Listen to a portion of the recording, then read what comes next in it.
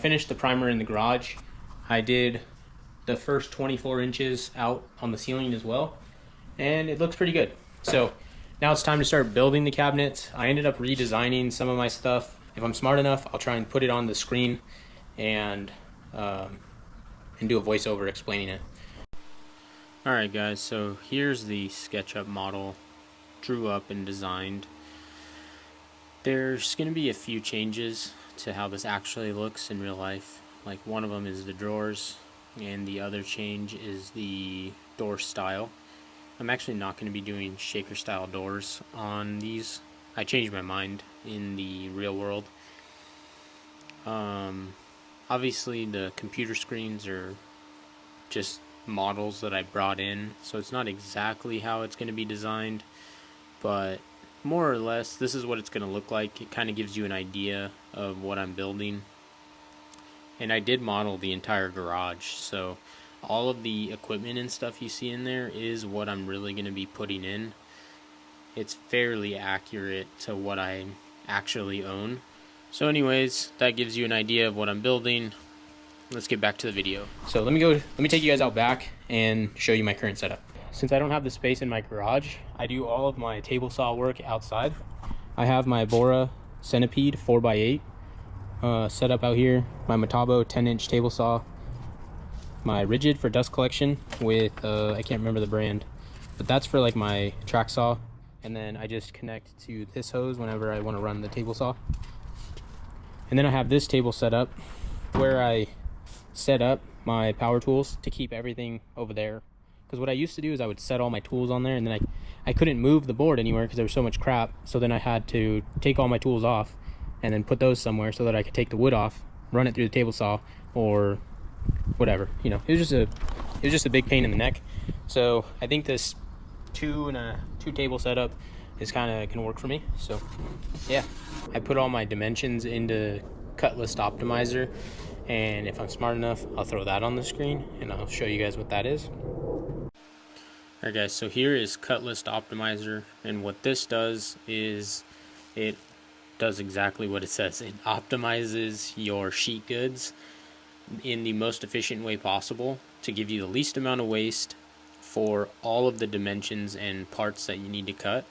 So what I did was I took all of my dimensions from SketchUp, put them in on the left side of the screen, and gave it the material I needed and the dimensions I needed, and then I named all of them.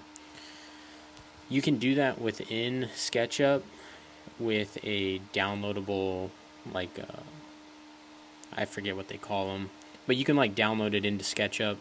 I just didn't know that at the time, so I did all this, and it will give you, you know, sheet analytics and tell you how efficiently you're using the board and the percentage of waste and everything like that. So it tells you the quantity of sheets that you need to cut in that configuration. So like this one here is 3 sheets I needed to make out of that one configuration. But yeah, anyways, I wanted to show you that.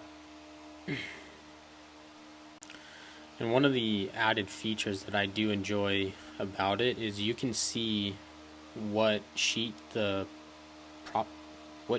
cuts are on if you just hover over the left side of the panels, and it'll highlight the item you're trying to make in case, you know, you want to make like that exact one. Like if I wanted to make drawer sides, then I could just hover over it, find out what sheet it's on, and then cut that configuration. And here in the bottom left, this is where you put in the material you have available to you. So even if you, like for example, I had all full sheets of plywood, so I put in full sheet widths, length and width. But if you have partial sheets, you can put that in, and it'll optimize even those partial sheets as well. And you put in all the options, and you tell it what size blade you're using. If you wanted to consider the grain direction, it'll do that for you. There's a lot you can do within this software.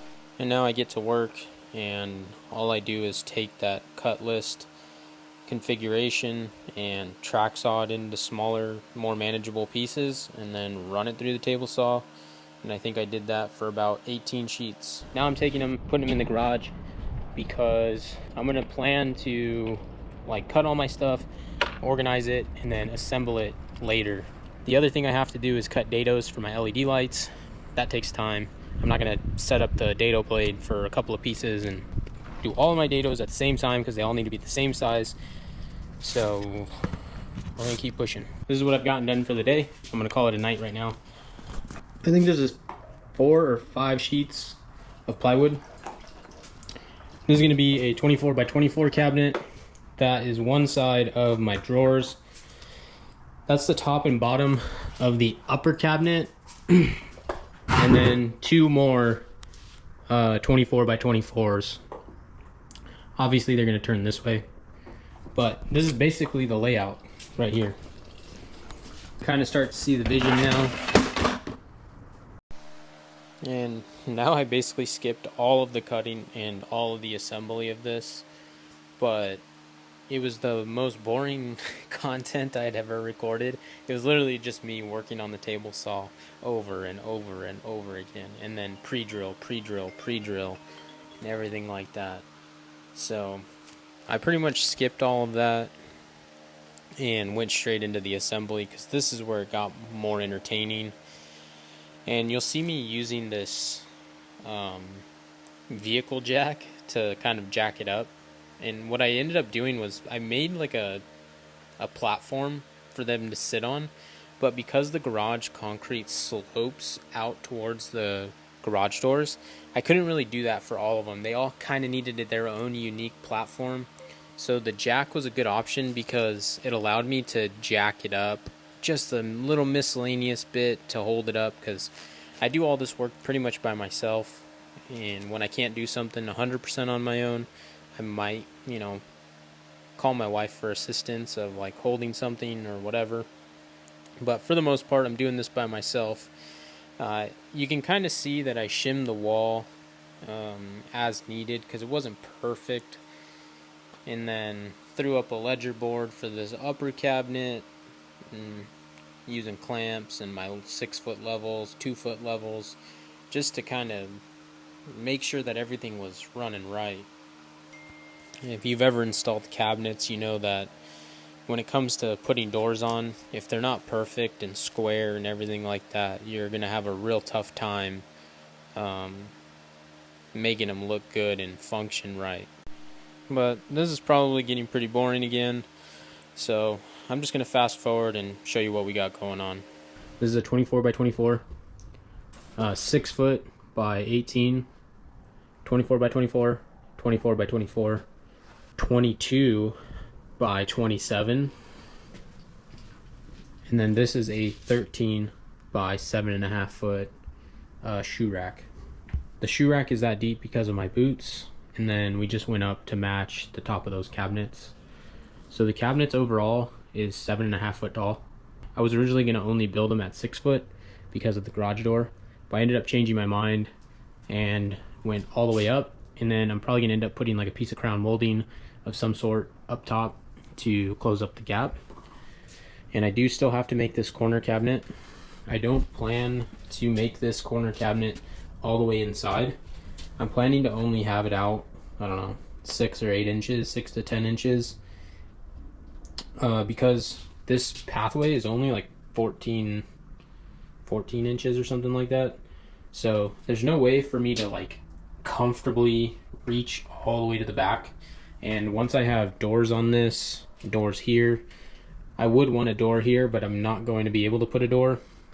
If I wanted to put a door, I would need to space this out about an inch, inch and a half on both sides because of the swing action of this.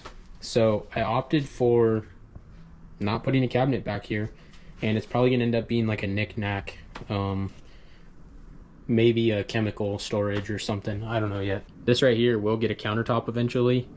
I do plan to space this 3/4 of an inch and then put a countertop, a piece of 3/4 inch plywood across it. This is the countertop I plan to put on top.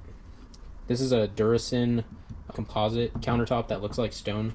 And what I'll end up doing is I will put a 1.5 inch piece of face on it so that it looks more beefy. And this stuff is really cool because you don't need any special tools for cutting it. All you need is a wood cutting saw and you can cut this stuff. So it looks really cool. It is pretty pricey. It's fairly comparable to quartz as far as pricing goes. The difference is the sheet that it comes in. The sheets are 30 inches, so 2.5 feet wide by 12 foot long. Yeah, that's giant. They're about $500 or $400 for a sheet, and stone is very comparable as far as a countertop. The difference though is you're only going to get a 24 deep by like 9 foot for $300 $400 in quartz. I could build several countertops out of one sheet, so I don't know what I'm going to do with the rest of it. I'm going to be left with so much extra because this is only 6 by 24. So I built out these drawers. They're basically sliderless drawers. This design has been around for ages. I did not design this. I stole it from someone else on the internet. And then I put a 3/4 inch face frame on it. So the drawer itself is 1/2 inch, 3/4 inch face frame with a 1/4 inch round over, and 1/8 inch spacing in between the drawers. So I'm overall happy with these. These are 5 1/4 inch handles. So there's no drawer stops on these, so the drawer does come out all the way. I do plan to do something about that, just not top of the priority right now. This is going to be my computer station. I have a gaming PC and tower that will need to go in here, and all my HDMI cords, speaker wires, internet, back to the router. There's 3 HDMI cords and 3 display ports, if you can see that. So, and the reason for that is because I do plan to install a docking station for a laptop, so that I'm gonna have a 3 monitor system right here, and if I want to plug in my laptop, all I need to do is plug it into the USB-C cable that I ran up here. So I ran a docking station essentially to come up here so that I can tuck it away behind the screens, and then when I need to dock with my laptop, I can just whip that down, plug it in my laptop, and then I have a 3 monitor setup. My PC, I don't really game on it. I used to, but not anymore. I basically never play video games anymore. So it's basically a work computer. It's just stationary and it never leaves, obviously. These cabinets are also going to have cabinet lights. So this is an LED track. So the inside of the cabinet got installed a aluminum track that will eventually get LED light strips installed.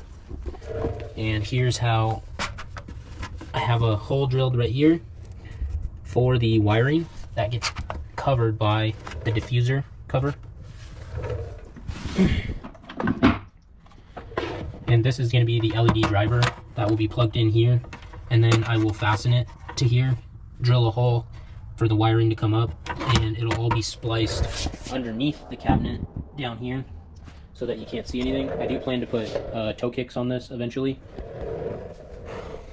And these LED lights will be controlled by a door switch, which I have here.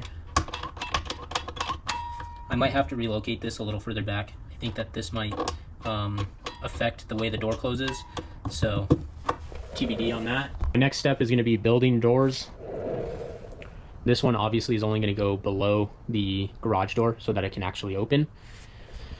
And I'm planning a little bit of a trick little setup up here, that I'm going to have another shelf that stops right here, and then I'm planning to put like some kind of RFID or magnet latch for this cover to just come off, but it's going to look like it doesn't actually open, and then you'll put a magnet to it and it'll pop off and open. This upper cabinet, same situation, obviously not going to be able to open with the garage door right here, but these two will be one door all the way across with air shocks to assist in the opening process. Also on a door switch with LED lights in the top. So I don't have the LEDs yet, so more to come on that. I will record some of that because I haven't done it yet. And then these cabinets, all of this junk is going to be organized eventually. I just wanted to get rid of some of my old stands that were right here. So I just shoved all this stuff in here. That's not the final resting place for those. But what will be in here is Husky totes. This side, it's going to be decorations and stuff for, you know, all the major holidays, Halloween, Thanksgiving, Christmas, blah, blah, blah, Easter. And that's going to be like my wife's cabinet. I'm planning to use for my business. So in my trailer, if you can even see them, but right there is I use these Husky totes, but I have those for like my painting, my drywalling, things that I don't necessarily need in the trailer all the time. I'm planning to build more totes out for things that I don't use all the time. And then on the days that I need them, I will pull them out of the cabinet, load them into the tool trailer, and then, yeah, go about my day. These two outlets are going to end up being abandoned, and these outlets here are not energized yet. So I can't actually move my computer down here yet. What I'm going to end up doing is getting those outlets energized. So what I have to do over here is, this is my main electrical panel on the back side of this wall. I installed this sub panel years and years and years ago, but I never energized it because I never did the electrical in here. But I hung it up to get it out of my way and whatnot. I don't plan to use this. This is way too big and it's gonna go away. I will be planning to install something similar to this, which is a lot smaller, as you can see by the size of my hand in comparison. Significantly smaller, 6 spaces, 12 circuits, because you can throw the duplex breakers in there. So what I'm going to do for now is I'm going to demo all of this drywall from like here over so that I can get the sub panel installed, because it's going to be flush mounted. This welding outlet will also end up being recessed. I'm planning to get like a data box to go in here that will also be flush mount. So there's going to be a lot of cleanup done over here with all this nonsense. And this exhaust fan is probably going to go away. I do plan to put one in the ceiling to hopefully exhaust out, but we'll see. All that's in the future. For right now, I want to get my computer set up, and this is what we're going to have to do that. So I'll quit my yapping and we'll get to work.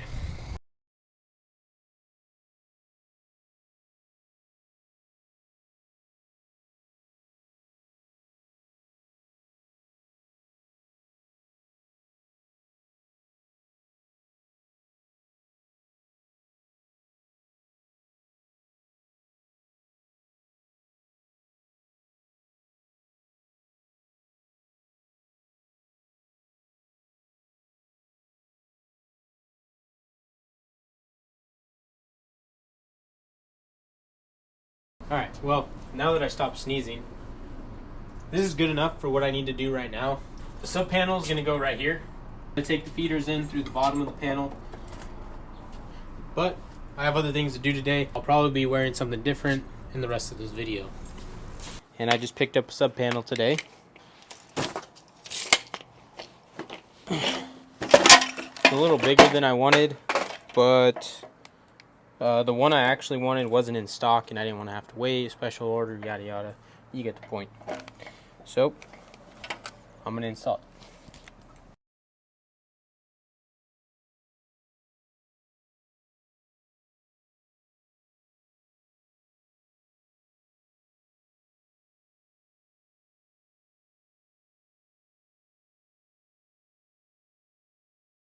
So I was able to get this sub panel installed, nice and solid. I was struggling at first because this stucco has a belly in to the stud bay, so it's gapped. It's gapped over here, but touching in the middle. The panel itself is about 3 3/4 inch, which is supposed to be for a flush mounted, installation. But this stud is twisted, as you can see at the top. It's twisted this direction. So I was struggling really hard. So I jammed some screws in at an angle here, and I threw a spacer in right here to sandwich this screw horizontally. And yeah, I did drill the panel. Technically not supposed to do that, but I didn't really have any options here. This wall's not very good. So now I'm going to run some Smurf tubing from the bottom of this panel to the bottom of this panel, and there are knockouts for me to use. So I just got to hit the 1-inch knockout and the 1-inch knockout, and then bring the wire in. Here's my 2 phases, neutral, and ground will go. There's probably a grounding bar in there that I need to install. Alright, well, I just kind of time-lapsed all of this work. I don't really want to be like a how-to channel, more just, I guess, I don't know. I'm just kind of documenting what I'm doing in the garage. rather than like teaching people how to do these things. So anyways, I'm just installing Smurf tube here. I'm using the existing knockouts, and I'll be installing number 6 conductor with a 50 amp breaker. You'll see that the knockout I used wasn't big enough for a 1-inch connector, so I ended up just using a unibit, drilling it out, and that breaker that I just removed was my existing welding breaker, but since I'm going to a sub panel, the new welding circuit will come out of the sub. And I mean, I just recommend you do this cautiously if you don't know what you're doing. I've been an electrician for actually 10 years now, so this is all super familiar for me. It's a fairly simple process, but if you don't feel comfortable around electricity, be cautious. Look up a how-to video. I do believe that anyone can learn how to do this. You don't have to be licensed or anything to do this. Just make sure you're doing it safely and in accordance with code requirements. So in a sub panel, you'll see there's a grounding bar and a neutral bar, all separate, whereas in this panel here, all my neutrals and grounds are jumped together. I won't go into super detail as to why that is, but you can just do a quick Google search of wire sub panels, neutrals and grounds isolated versus a main panel, and it'll give you a good explanation. There's so much information on the internet these days, and I think you can pretty much do this yourself if you're pretty handy. But I just finished up landing everything, and I'll give you a quick rundown. This is my sub panel. It's a 125 amp on the other side of this wall, derated to 50 amps. Number 6 conductor ties into this pull section. I do have a KO seal for that. Goes into some Smurf tube. I chose to go with Smurf because it's the most affordable. And then I've got my number 6 cables pulled and terminated. We've got line, neutral, ground. Got all that buttoned up. Next up, I'm going to be drilling through the top plate so that I can get my my Romex whips down into this wall. Once I have that energized, then my computer station will be energized. So when I energize those 2 runs, this will become energized. That outlet will be, oh no, I took those ones out. And this, most importantly, this will become energized, and then this as well, so that I can put my monitors up on the wall and get my computer out here. I went ahead and installed my welding outlet. So that's a 40 amp 2-pole breaker, number 6 gauge wire. Technically I could use number 8 if I wanted to, but this is already readily available to me, so why waste the time and money? I just used this 1-inch Smurf tube. I used a caddy bracket, expandable bracket, a 5S box, a 1/2-inch P-ring, so that this will eventually be flush once I reinstall drywall here. What I'm going to go ahead and work on next is getting my home runs to the other side of the garage energized so that I can start installing my computer tomorrow. So if you watched episode 1, you'll know that I already ran my branch circuits and my home runs across the garage in the attic. All I'm doing right here is just drilling holes so that they can come out. I've got my hole drilled in the top plate. So I got to go up into the attic, and I'm going to send the Romex down. Alright, you guys should be seeing the wire by now. Alright, I'm out of the attic. And man, that was not enjoyable. And of course it's not going to pull right now. Gosh dang it. There it goes. I know one of them is longer than the other one, but let me pop my head in there and just verify. Alright, one of them had a little bit of slack left, but I also don't want to force it and cut the wire at all. So, I think that's good enough.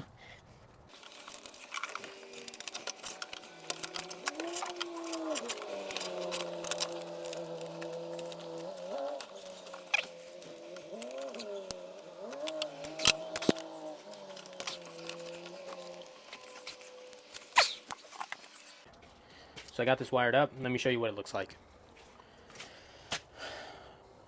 So this is my pressure washer and receptacles and general purpose receptacles. which I labeled West, and pressure wash, that's a dedicated 15 amp. I don't actually have a pressure washer for it yet, but it was in the plans for the future. Came down to the neutral bus bar, and we got the grounding bar right here. So now I can energize this, and my welding receptacle should be good to go, and my receps on the other side of the garage should be good to go. I'm going to set you guys up. I'm going to go run around real quick, and it should be uneventful, and I'll just throw the main breaker. Now it's energized. I should be able to throw the breakers over there, and uneventfully they held. But for now, I'm going to leave that off. I am going to put the dead front on temporarily for now, so I'll go ahead and turn the sub panel back off in order to do that, because you never know what's going to happen whenever you're throwing stuff on. But for the sake of messing with things, I'm going to go test with my outlet tester really quick and make sure that everything's testing good before I close it up. Alright, we are good to go. So, 2 lights on the right is correct. And we're just going to go around every single one and make sure that we get good work. And we're good. One more to go. Yeah, yep, and we're good. Alright, well, okay, one more. This is the pressure washer dedicated. And also good.